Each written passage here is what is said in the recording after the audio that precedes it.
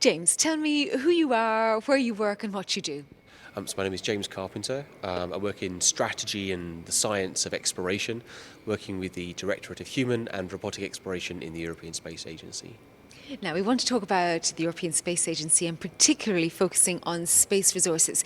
Give us a brief history of what's happened up to today. Well, historically, there have been a few occasions in the past where people have tried to understand space resources and how they might be used.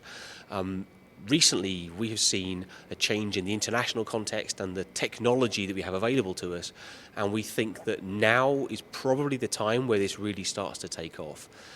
And so in Europe, until the last year, there were lots of sporadic things going on, people working in little institutions, in industry or in scientific research institutes, doing things around space resources. And what we're trying to do is to understand what those things are, where in Europe we really have excellence, and then to create some direction for all of us working together in Europe as a community to prepare Europe to take advantage of the opportunities that are coming and become a leader in space resource utilisation in the decades to come.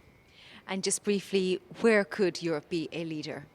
So we have seen that in various areas around gas handling, fluid processing, propellant production, metal reduction, metallurgy, autonomy. There are lots of different technology areas, largely coming from outside of the traditional space industry as well as within the space industry.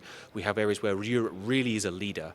And I think what we need to do is to identify those areas and work out how we can springboard off things that have been developed sometimes over decades as core capabilities in Europe to prepare us to be in a leadership role in some areas of space resource utilisation, working with international partners.